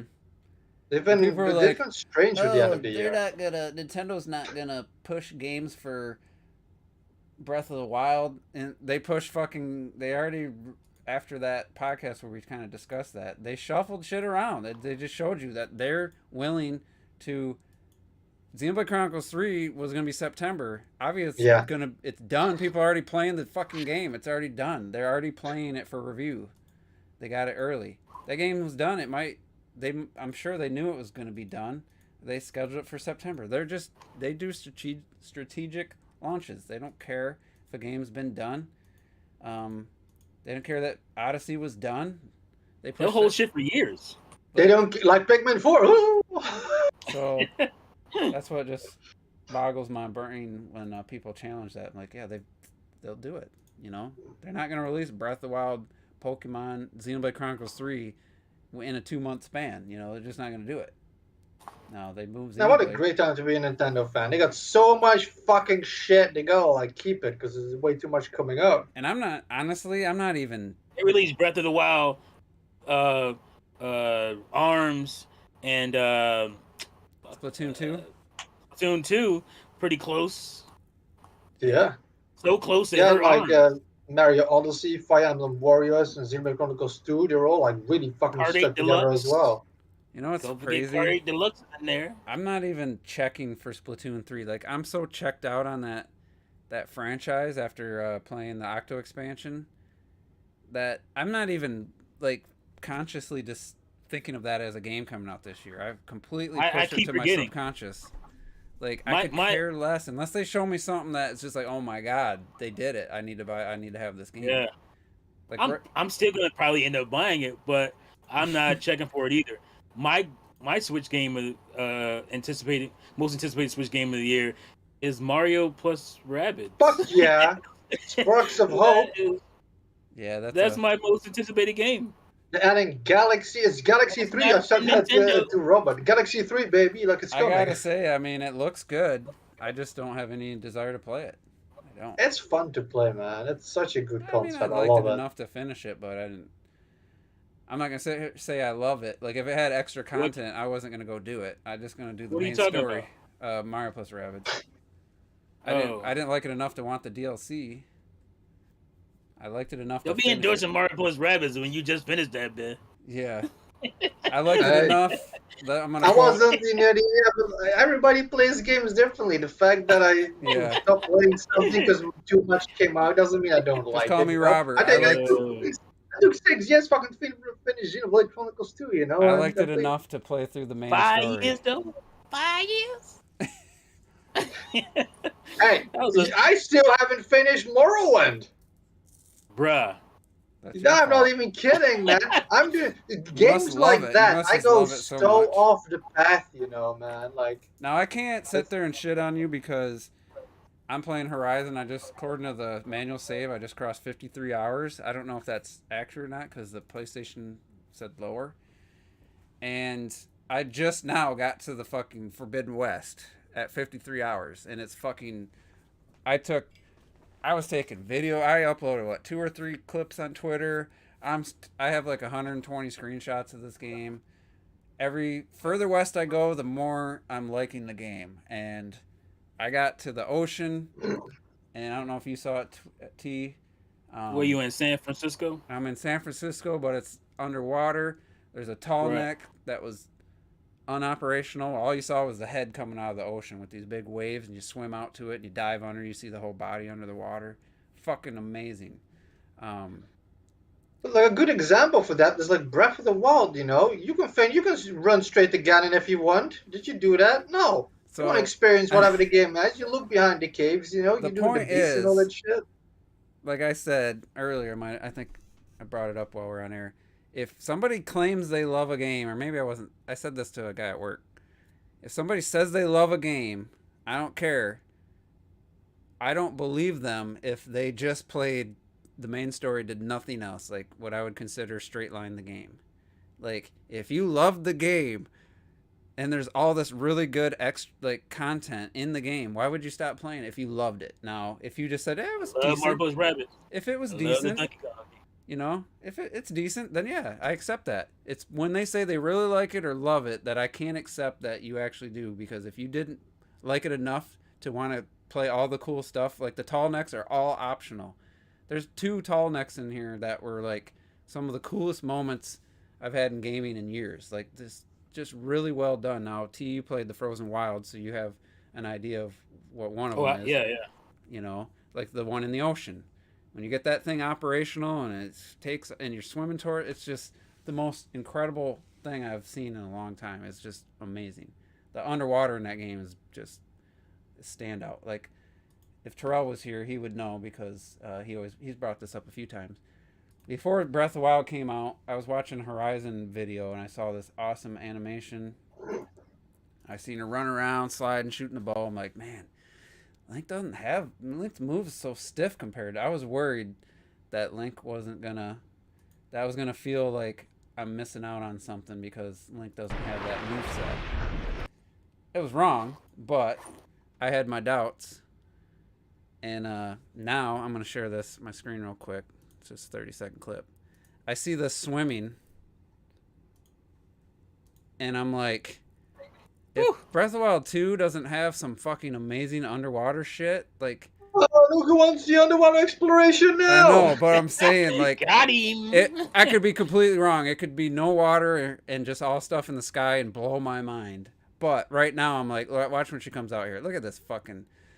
That's the coolest shit. Then I had to figure out how to get on top of it because I couldn't. At that point, I might have already been. I was trying to chase him down. I couldn't catch up. But just like, I'm seeing this and I'm like... You did that in the first game, though. And just like, God, I'm worried that after experiencing this that I'm going to want something like that. But again, Breath of the Wild proved it wrong. I didn't need that super fancy animation to really enjoy that game and the combat. You know, I actually preferred Breath of the Wild. How massive is that game going to be? Because you're dealing with the sky, way up in the sky, the obviously the level world, and then you want underwater shit too. Oh God damn, I want underwater shit. Hell yeah! That game gonna crash and switch every 5 minutes. Because in Breath of the Wild, Link can dive. He could dive into the water, but you can't go under the water, and if your stamina runs out, you drown. But I'm just saying, it's not like I'm asking something Zelda has never done before. No, you could walk on the ocean bottom in a green enough diving shit. The best they did was Majora's Mask, though, was actually swimming under the water. The Zora swimming, yeah, man, that was so good. Just having the find something like that. Just putting the boots on and stuff. I mean, by Twilight Princess, I was like, all right, you guys. You already had swimming in Majora's Mask. I need something more than putting boots on and sinking to the bottom. You know, I need some actual fucking swimming. But anyway, I don't know where I was going with that. I just thought. You can have like a pond, you go down, you know, it can be a cave, it can be a chest. I don't care. You don't need to like build a whole second level for the game and that, but like, come on, man. You want to explore. You kind of have to. You don't have to, but that's another layer to the game you're going to have to add. Yeah. and then you want caves to explore too. So Yeah, shit, man. I want the whole fucking thing, man. And I didn't realize this whole time for like more than half the game I could have rode one of these things. I didn't think I had the override. I must have missed it. Yeah, if you skip all that shit, if you say you love Horizon and you ain't Cauldrons you are ain't going to optional all in this game. All the tall necks are optional. I did some side quests. Well, maybe what I was doing wasn't like amazingly revolutionary for the game, but the actual impact, the story, the conversations I'm having with these really interesting characters, like there's been some really fucking cool stuff. The tribes, like hearing some of the subtle or the backstories to some of these tribes and stuff. It's a strange design though. What? I know what they're trying to do. They're trying to basically put the feathers on the dinosaurs. Like the theory is, but it looks really weird on a robotic dinosaur. I think it looks pretty awesome. It's like a raptor with like a wingtail. Right. But look, I'm like, this is my first time hitting the shore of the San Francisco, the Forbidden West, and I was just like Retro will know the blowing trees like Days Gone. I was looking at that. The Yeah. storms Can come you see in. the Golden Gate? I didn't see it. Not yet. I just got over there. That you can see. I could have sworn I saw it. Look in at like, the skyscraper. You can see just in the trees there. The skyscrapers off to the right. But I was just like, let me just record this. Kind of a storm hit, and I was like, this is a really cool looking area. You still got to do some glitch jumping here because she couldn't climb, but I got up there. That damn glitch jumping, man. Come on. But I found the costume from the best costume from the first game. I changed the colors, but it's the one. The bear midriff. T knows the one. Oh yeah. It's hard to take that one off, but it is very hard to take it off. And I'm just like, this Days Gone, the same thing happened to me in Days Gone. I was just like, I'm a motorcycle, the wind picked up, it was cloudy, and I was just like, this world is just fantastic. There's this cityscape in the distance. And I was just like, I had that same feeling. I'm like, man, this is like the atmosphere, Retro. You're hearing all your fucking talking points. Yeah, underwater, atmosphere. Can you get over there to that city? Probably not. Yeah, you can get over to the city. Oh, you can? Yeah. It's too far of a swim, so you have to take a boat, and there's just a quick little cutscene of the boat landing on shore. But okay. Cool. This, I believe I can. That's what I wanted from the first Horizon. It's like, well, we see all these kind of let me try to find the right spot. Ruined areas and whatnot, but they're so ruined that you can't recognize them. See this peak here? I was like, I wonder if I can get up there. Yeah, I was up there. I went up there and took some more screenshots. You would expect to be able to rummage around through a city. Yeah, I haven't really. I just got to the shore of the city, and it's all half underwater, and there's white sand. I'm just like, this is just stunning. Then I did the tall neck thing, and I was like, yeah. I'm just, it's the visuals, but it's also and I didn't even talk about the, they added an update for VRR and high frame rate. So now I'm getting 60 plus, so it's like 70 to 80. And they added a 40 hertz mode. I don't care. Digital Foundry must be crazy. I don't know if it's my TV. I went to the 40 hertz mode and I'm like turning the camera, and it's not literally stuttering, but it feels so sluggish compared to the 60 to 80 frames I'm getting in the other mode. And they really cleaned up the performance mode. It looks, to me, I barely can see the difference. And but they added the option, so so if you want to play at the best fidelity but get a little bit better frame rate, they added that last week. They keep patching the game. Honestly, it's better to have waited, and might be a topic for next week. Like, I might consider the PS4 version. I might consider doing that for God of War, unless they launch with all these features. I might just be like, I'll wait till they patching all this good stuff, because if I had played Horizon like when it came out and beat it, would I want to turn it back on and replay it now that it's got way better performance and visuals in the performance mode? It's kind of, that shit should be there at launch. I will take some points away for that. Now that it's here, and the fact that I took some time off from playing it, it kind of worked out in my favor. And Robert, by the time he plays it, shit, they might have a full VR mode for the full game or something, by the time he plays it. But anyway, I keep gushing about this game because it's just like I'm just falling in love with it more and more each week. The more I play it. But Elden Ring, man. I mean, Elden Ring was a definitely great experience, but this is a different kind of great experience. So I'm really enjoying it, and just I actually play it almost every day now. So other than probably tonight, I played it every day since the last podcast. So, and that It's includes almost like because the you're done with underwater Elden Ring. exploration is making you come back for more. There's no caves though. Well, technically there is some caves. I lied. There's underwater caves as well. So I just love the exploration. I love the cauldrons are kind of like caves, and the cauldrons are, they're not like vastly different, but each one has felt more unique. They, you're roughly the same objective, but getting to the objective, they throw different kinds of obstacles in your way. And one of the best ones, just involved a tall neck. I'll just say that. And when the way you exit the cauldron was just fucking epic as hell. It was just amazing.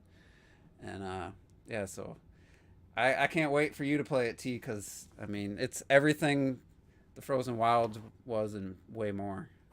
So I have to finish Fallen Order, and then I'll probably I'm thinking pop of starting that next. I think I'm gonna take on. I think you'll like it. And Demon Souls, because I have Fallen Order digitally and Demon Souls disc. So It's got some annoying shit in it, but whatever. it seems to be annoying stuff that has to do with save points and shit. Dude, we still doing this in 2022? Like we still doing this?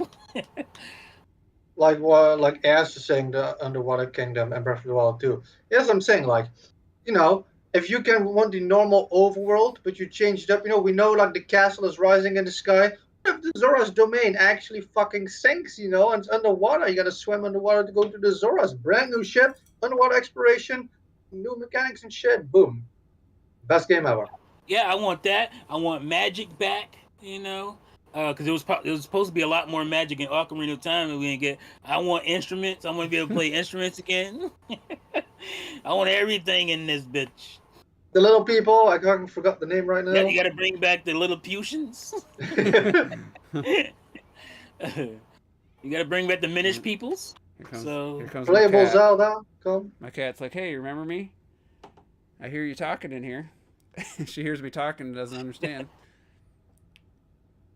She's lurking. But anyway, Breath of the Wild doesn't need underwater. That wasn't the point. I know that's not what he said. Yeah, it needs it. I'm just saying, right now I'm feeling that same, oh man, I hope Horizon doesn't overshadow Breath of the Wild, for whatever that week span before the game came out. I just it's you're right. Underwater exploration done right, it's great. Everything about moving underwater, there's never a frustration Mario 64. I love the underwater, but trying to get a coin sometimes, you had to try to spin around and oh shit, I missed it. Everything, obviously things come a long way, and you don't have to do anything fine. You don't have to hit some tiny little target or anything. It's just really fluid controls. Everything just happens really responsive, and they obviously cheat. You can turn on a dime, but it feels a little more natural. Not on a dime, but you can change direction without really much trouble, which isn't realistic, but it works better for the gameplay. And I would, There's swimming in Fallen Order. You can go underwater in that shit. Can you? Yep.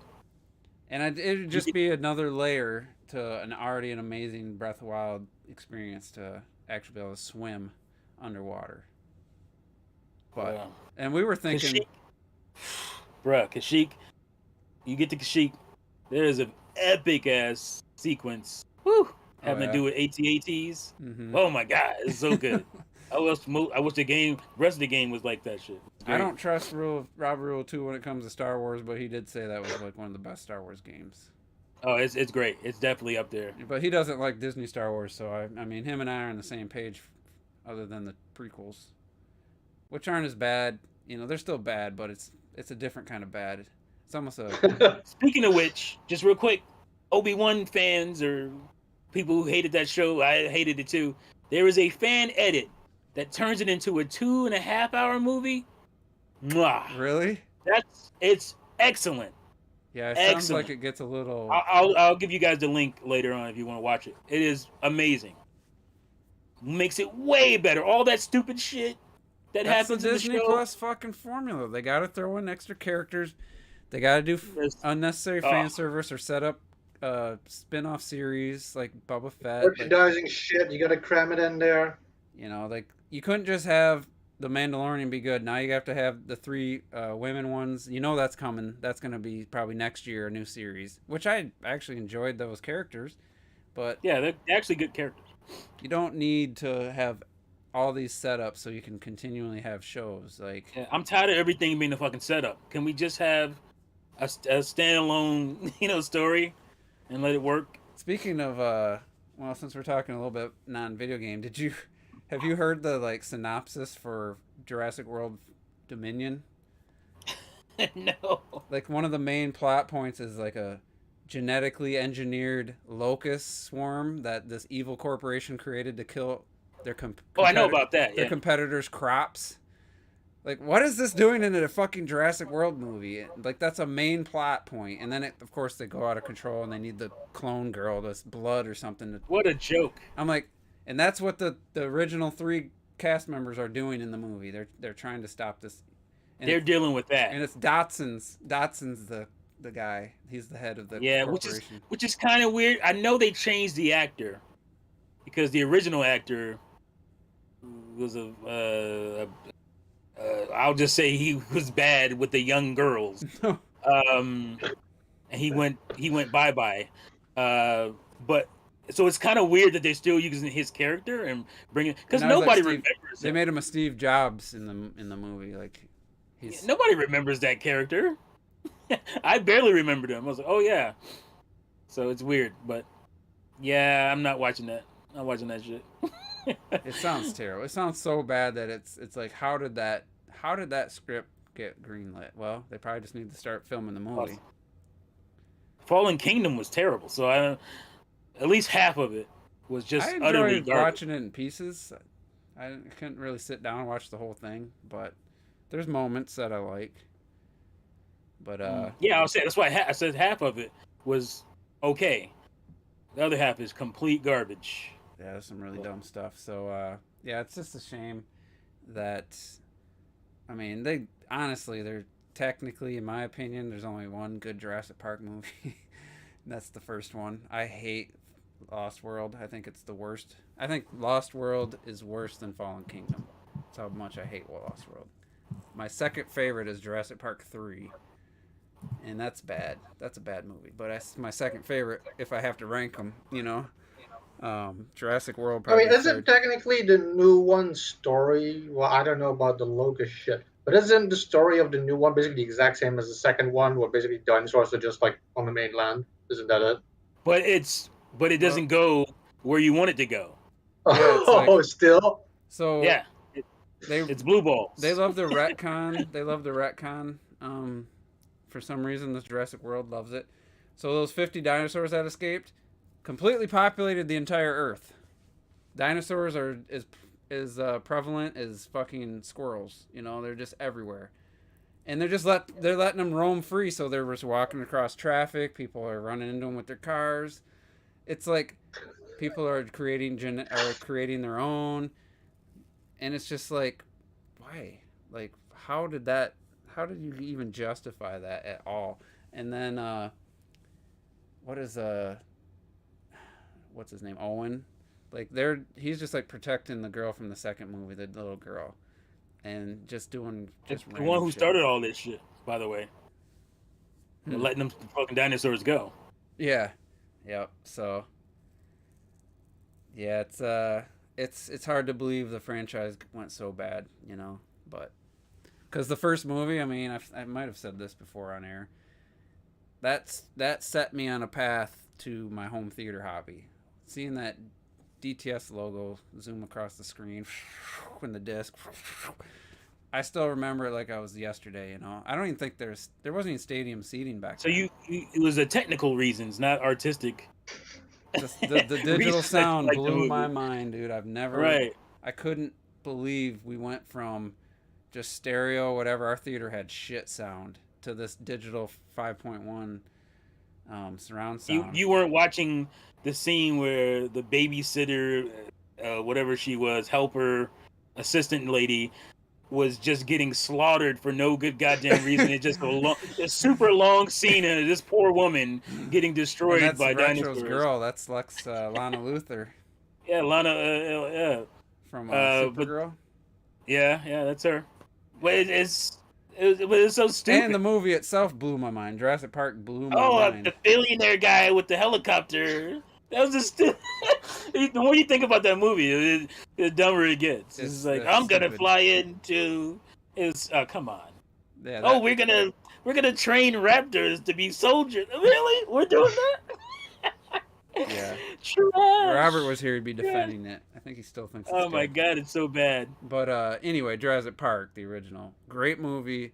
Blew my mind with like this digital sound experience. And the movie itself was great, and just seeing the spectacle, I was like, I need to somehow get this in my life. Like, as soon as like DVDs started coming out, I was like, all right, I'm gonna make this happen. It only took me like 20-something years to truly achieve a goal that I didn't even know I had. I thought I was happy like 10 years ago, and then I looked back and was like, yeah, kind of, I didn't know. But anyway, yeah, I think that's about it. I don't think we have any more gaming stuff to talk about. What comes out? Xenoblade Chronicles 3. Talk about Ubisoft taking games back that people bought. And they also vowed that they're going to do less microtransactions or DLC or something in their single player games. I don't know. I didn't really read into that much, and I'd rather be able to keep playing the games I bought. Pulling digital games off. Yeah, it's a slippery slope, man. I knew it about a year after I bought all those Wii U games digitally. I started thinking about the future. I was like, fuck. I still can't believe you bought those games. I was gonna start rebuying them all physically, but I can just get them on Switch now. So it's like Sony like pulling all those movies from PlayStation 4 and stuff. Wasn't that it? Mm-hmm. Like everybody who downloaded movies on PlayStation 4, they just killed all of that. Sony can't. They like stopped. Like, we don't have the license anymore. Sorry. I don't know who. I feel sorry for the few people probably that use that store. I don't know. I'm guessing they shut it down because no one was buying movies through them. That's my. No, it had nothing to do with. It has to do with licensing. The licensing ran out. Yeah, but I'm saying movies. they stopped selling movies like 2 years ago. Oh yeah. Because my guess is no one was buying movies through them. Just like not too many people buy games through the Windows Store. They buy them on Steam, But Microsoft's not going to cancel the Windows Store anytime soon. We watched the video on Game Historian. How long did it take them to stop the Windows Live on PC failure? Like it lasted for like 10 plus years, and it was just an absolute disaster from the start. Yeah. So I love his series of the 3 biggest mistakes of all, like the major console manufacturers. Well, at least after 5 months, you can start re-downloading your Wii games. Yeah, I heard. Hurry up! Better hurry up! Funny story is when I transferred my Wii to my Wii U, none of my Wii Virtual Console games worked. So really? I had to get on with the customer service like 2 different times, and I had to list them from memory because. Yeah, that's some bullshit ass system right there. They needed me to verify like 10 games I owned, like to verify who I was. They asked you that for that many? Like on the Virtual Console, and I'm like, I don't have it fucking turned on. I started rattling them off. Oh yeah, you're good. She took all the games off, and gave me the equivalent in the Wii Shop points. And I honestly, I could have bought however many games. I could have bought just completely different games. Now I rebought most of the ones, but I did buy Mario Kart 64 instead of I forget which game. And I think on Wii. Yeah, the Wii U. The Wii Virtual Console, but it was through the Wii U. It was on the Wii U. Right. So I bought Mario Kart 64 instead of 2 Super Nintendo games or something because however the price worked out, and I played it like for literally, I don't even think I finished the first cup because I couldn't stand the controls. I never did. They're so different. You got this 2D sprites, and you gotta time your drifts and your power slides, whatever. Way different. And I was like, you know what? Nah. I got Mario Kart. I didn't have Mario Kart 8 at the time, but because that was right after the Wii U came out. But I was like, yeah, I'm not gonna try to reacclimate to these controls. But I could have just bought completely different games, but I redid like Metroid, Super Metroid, and Link to the Past and all that, which worked out because then I could upgrade for 50 cents. I got to upgrade some of them on Wii U. But it was an interesting time. Plus, I sent my Wii U back because it kept bricking. And turns out it was just it was the OS. It was a glitch that they fixed later, and they gave me a new system. They sent it back. I shit you not. They took the Wii U console. That's all I sent.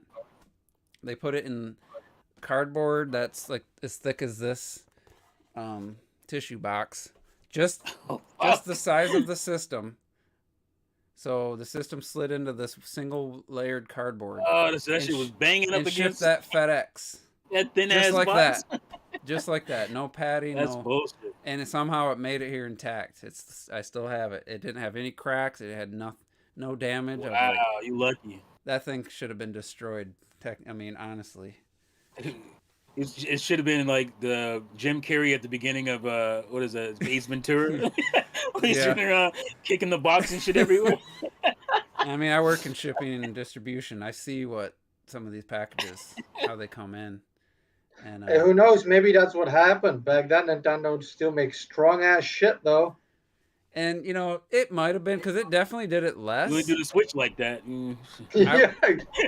It definitely shut down less, and it only did it with Black Ops 2 after I got it back. Before it was doing it with a lot of games. Maybe there was something in the hardware. Maybe there was an update that came out while I was waiting the 3 weeks, whatever. It's still, to this day, the only system I've ever had to send for replacement. I've never had an issue with any other console I've ever owned. So I still haven't had one at all.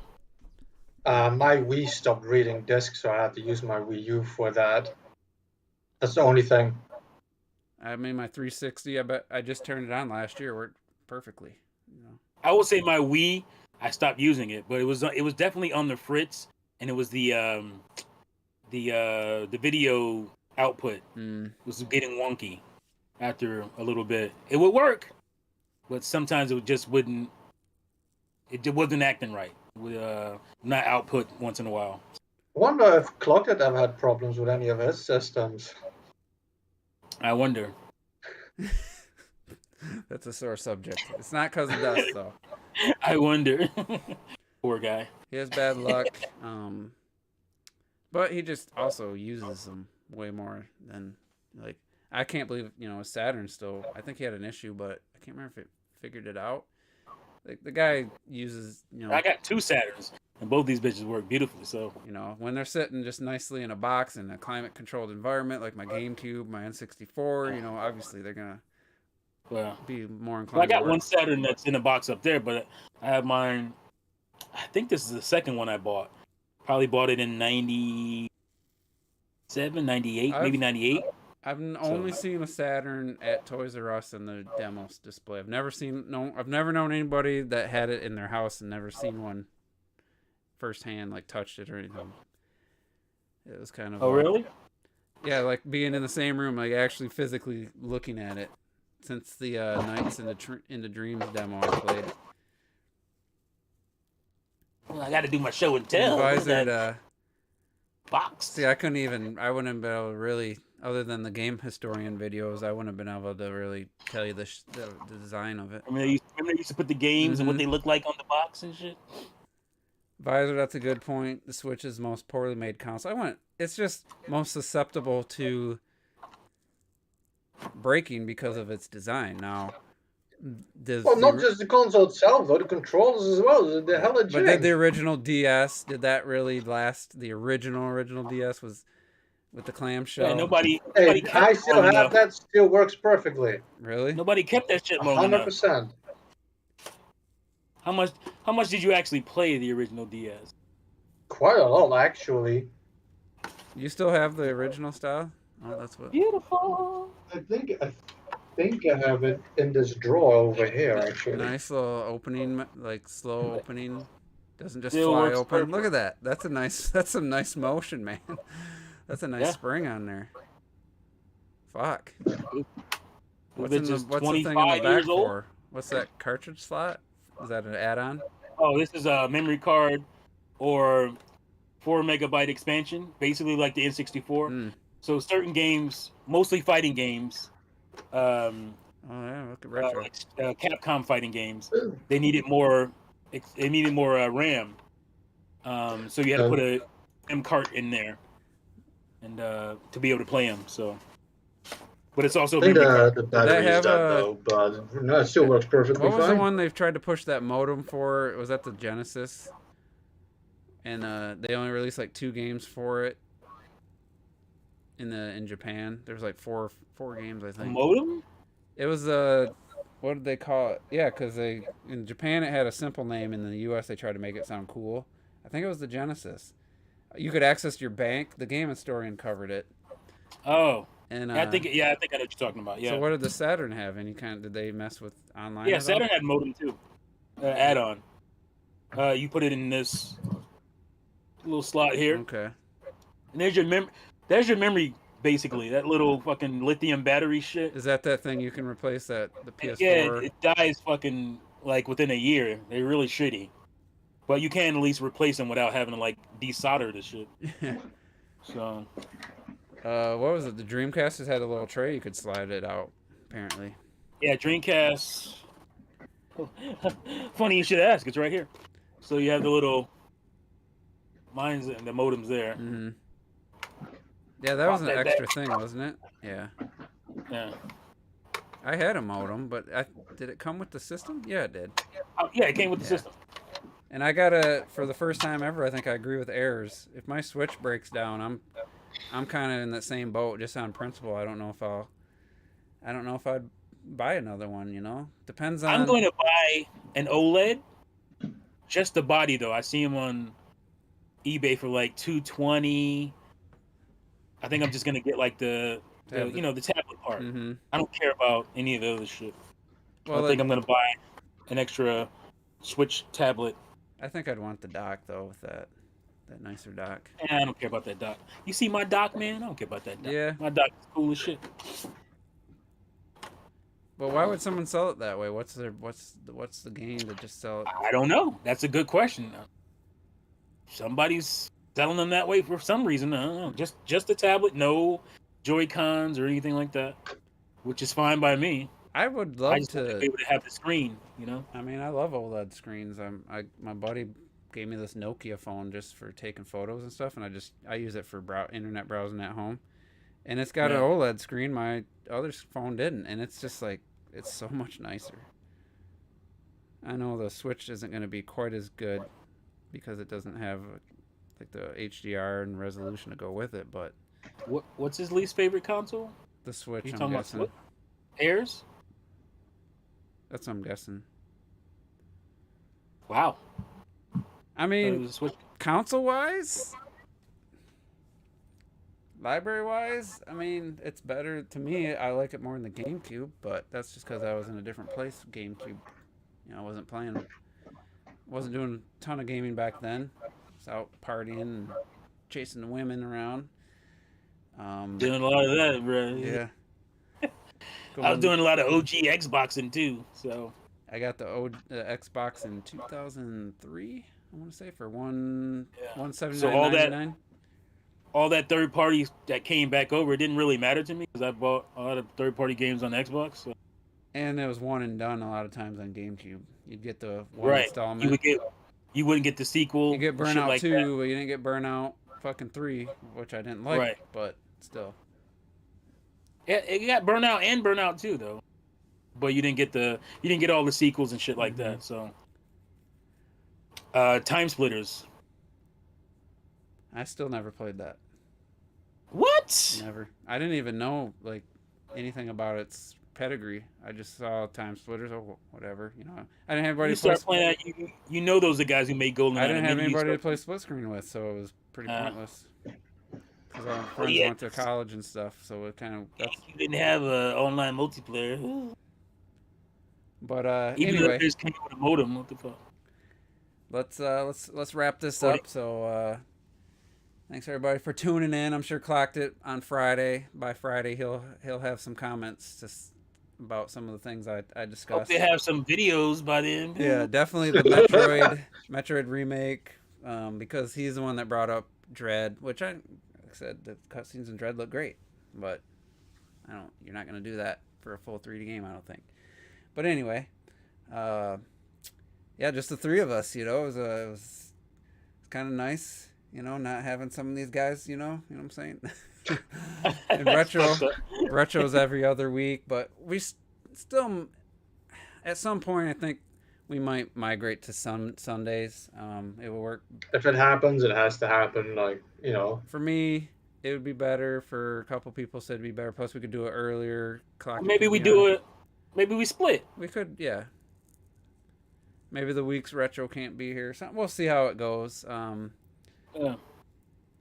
Because Sunday, I know it's not great for some of the viewers. I saw them saying Sundays is not good for them. So, and some people it's great, So it's gonna be right. It's just, and I used to move the dates around all the time. I kind of, with the days we don't do the podcast and I just have my Mondays free, it's kind of nice because when I get out of work, it would be nicer just to chill, have, not have anything going on beforehand. Sundays. Gamers at Large was on Sunday nights. Yeah, the only thing football, but my team they have 1:00 games the whole year. They don't have a single non-1:00 game for the whole year. So, because that's what happens when you suck. You don't get any prime. That's what happens when you're a Lions fan.